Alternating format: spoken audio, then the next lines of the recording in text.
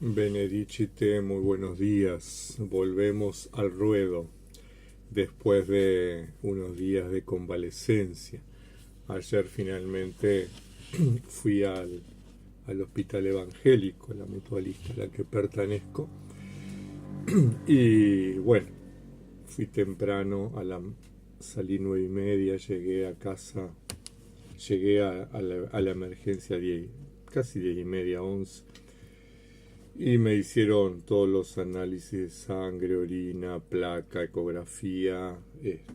Me vio el traumatólogo por si era problema de, de los huesos, me vio el urólogo por si era problema del riñón, me vio el cirujano por si me tenían que operar. Y bueno, en realidad es una lumbalgia. Me mandaron una medicación que se llama Oxabedose, que en realidad me alivió enseguida. Así que 5 de la tarde ya estaba en casa y estaba compensado, sin dolor. Tengo apenas una molestia como si tuviera 5 kilos colgando ahí en ese costado, pero bueno, ya estamos aquí de nuevo en el ruedo. Y vamos a comenzar, o vamos a continuar, comentando la regla de San Benito. Habíamos finalizado el prólogo y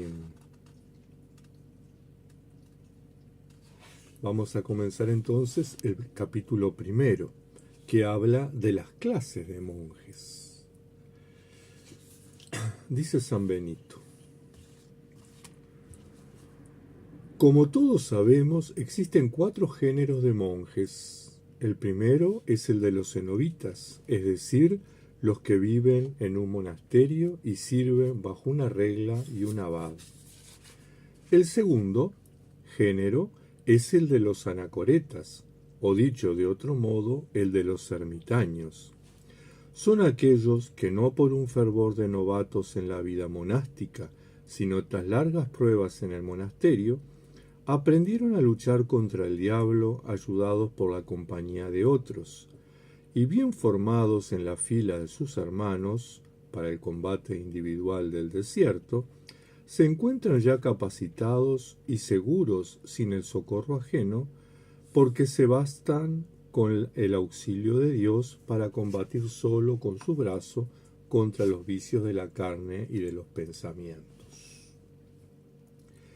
El tercer género de monjes, y pésimo por cierto, es el de los sarabaitas.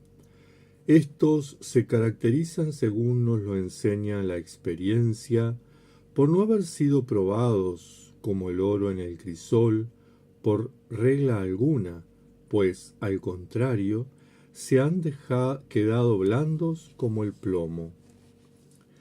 Dada su manera de proceder, y siguen todavía fieles al espíritu del mundo, y manifiestan claramente que no, con su tonsura, que están mintiendo a Dios. Se agrupan de 2 en 2 o de 3 en 3, y a veces viven solos, encerrándose sin pastor, no en los apriscos del Señor, sino en los propios, porque toda su ley se reduce a satisfacer sus deseos. Cuanto ellos piensan y deciden, lo creen santo, y aquello que no les agrada lo consideran ilícito. El cuarto género de monjes es el de los llamados giróvagos, porque su vida entera se la pasan viajando por diversos países, hospedándose durante 3 o 4 días en los monasterios, siempre errantes y nunca estables. Se limitan a servir a sus propias voluntades y a los deleites de la gula. Son peores en todo que los sarabaitas. Será mucho mejor callarnos y no hablar de la miserable vida que llevan todos estos. Haciendo pues caso omiso de ello, pongámonos con la ayuda del Señor a organizar la vida del muy firme género de monjes que es el de los cenobitas. Bueno, San Benito nos habla de 4 géneros de monjes, sabemos que hay muchos más, ¿verdad? Estaban los monjes, si nosotros leemos la historia del monacato primitivo de Don Colombás, encontramos, ¿verdad?, que estaban los monjes que vivían sobre las columnas, que estaban los monjes que vivían semidesnudos, que estaban los monjes que se alimentaban de la recolección, en fin. Había muchísimos géneros de monjes. Pero San Benito habla de 4 como para resumir. Y tengamos en cuenta que también él tiene su posición como la tenemos nosotros, en el acierto o en el error, ¿verdad? Para él, el mejor género de monjes, el más perfecto, es el de los cenobitas porque militan bajo una regla y un abad. Y descalifica a todos aquellos monjes, por ejemplo, que son ermitaños y no pasaron por un monasterio. Cosa que es grave porque es un error de San Benito. San Antonio Abad no pasó por un monasterio. Ninguno de los padres del desierto pasaron por un monasterio y fueron excelentes monjes y le dieron a él las herramientas para ser monje, ¿verdad? Entonces, bueno, tal vez en un momento de fervor por defender su posición, se le fue la mano y exagerando, ¿verdad? Lo cierto es que sabemos que hay santos monjes, nuestro padre San Antonio, San Arsenio, el abad Moisés, el abad Panucio. ¿Cuántos abad han habido, verdad?, que han sido ermitaños y no pasaron por un monasterio. ¿Cuántos santos monjes fueron peregrinos? ¿Verdad? La Virgen Eteria o Egeria, por ejemplo. Casiano, Evagrio Póntico. Todos ellos, ¿verdad? Casiano fue de Italia a Tierra Santa, peregrinando y conociendo, o sea, era de los giróvagos, según San Benito, esa clase despreciable de monjes. Y sin embargo, qué legado que nos dejó, ¿no? A veces los seres humanos, como somos humanos, por más santos que seamos, cometemos esos errores, ¿verdad? Cuando queremos defender nuestra posición, la mejor forma de defender es agredir a los otros. Y eso no está bueno, aunque uno sea San Benito, el patriarca de los monjes, el fundador del monacato occidental, el patrono de Europa, y un gran hombre. Cometió sus errores. Es importante tener en cuenta que San Benito fue eremita. Él comenzó como ermitaño y se le juntó una serie de monjes en torno a sí, como a todos los abas del desierto, ¿verdad? Y terminó fundando un monasterio en Monte Cassino, un monasterio que después fue inmenso y que después fue como el modelo para implantarse en toda Europa occidental.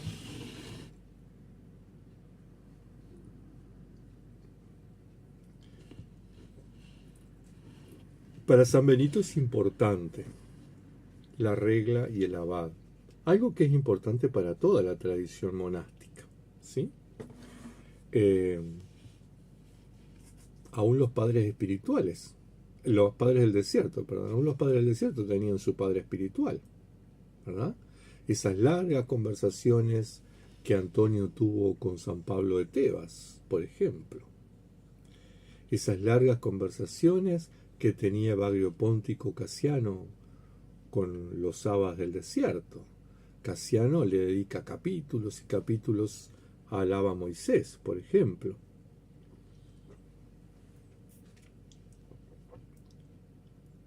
Entonces, la figura del padre espiritual es muy importante. Y la figura de la regla también. La regla es lo que nos disciplina. Tenemos que tener en cuenta nosotros que hemos elegido un estilo de vida monástico diferente al de San Benito. No estamos en un cenobio, por lo menos en un cenobio físico, ¿verdad?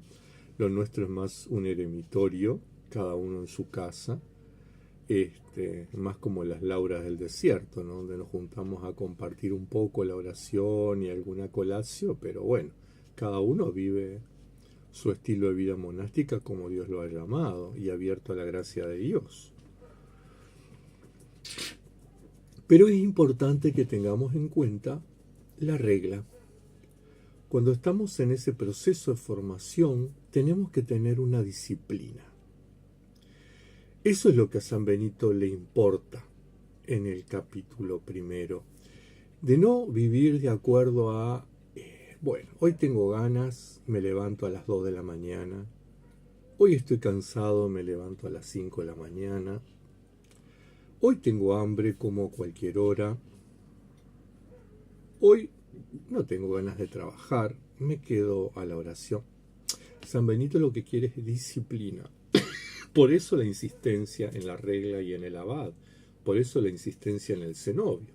En un monasterio, la campana regula la vida de los monjes. Suena la campana, uno se levanta. Suena la campana, uno va a la oración. Suena la campana, uno va al trabajo. Suena la campana, uno va a descansar. Y la campana nos regula, nos disciplina. Todos en el cenobio hacemos lo mismo. Y si no lo hacemos, hay sanciones.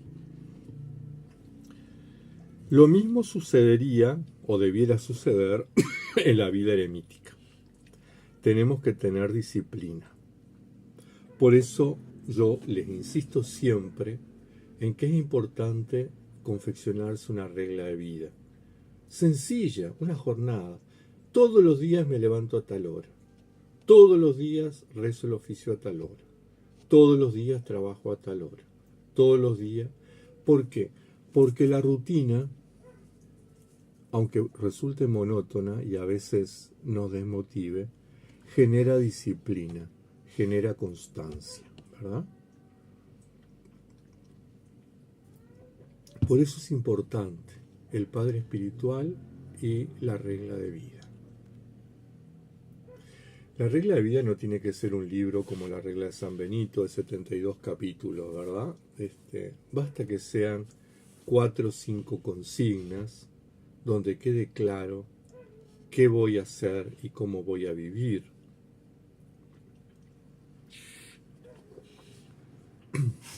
Pero siendo estables en eso, siendo constantes en cumplirla, siendo disciplinados. Por otro lado, este capítulo primero nos invita a reconocer que Dios llama a las personas en distintos momentos de su vida y a distintos géneros de vida, y reconocer que si bien existe un estilo de vida monástica que está en nuestro imaginario y en el imaginario colectivo, social, eclesial, Dios puede suscitar distintos tipos de vida monástica, como lo hizo en la antigüedad, ¿verdad? En los primeros siglos tenían los ascetas que vivían en sus casas, las vírgenes que vivían en sus casas, aquellos que llevaban vida monástica en su casa, ¿verdad? Aquellos que se retiraban al desierto, aquellos que se retiraban a los sepulcros, aquellos que se subían a una columna. La diversidad es un don del Espíritu Santo. Entonces, no tenemos que tener miedo a lo diverso, a lo diferente, a lo que Dios suscita. Yo creo que les comentaba que en Inglaterra ha surgido en este siglo XXI, fin del siglo XX, algunos modelos de vida monástica bien interesantes. Jóvenes, generalmente jóvenes, que viven en comunidad y llevan una vida de oración y de disciplina monástica que en algunos casos es de por vida y que en otros casos es por un año o un tiempo, y después vuelven al mundo, pero hacen esa experiencia, ¿verdad?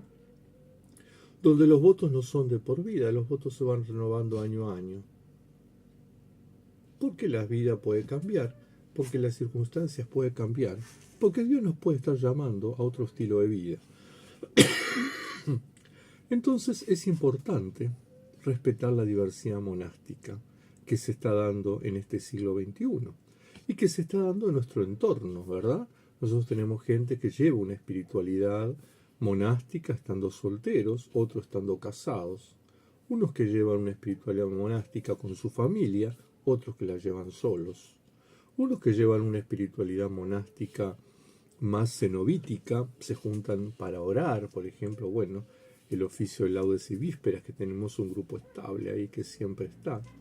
Y otros que somos más ermitaños y que llevamos una vida de oración diferente. Pero no por eso somos buenos o malos unos y otros, simplemente somos diversos. Y eso es importante, respetar. Creo que este capítulo primero de la regla San Benito nos llama a dos cosas. Nos llama a ser disciplinados, la regla y el abad, y a ser respetuosos de la diversidad monástica. Fieles a la tradición, pero respetuosos de lo diverso. Tengan muy buena jornada. Que San Benito les proteja.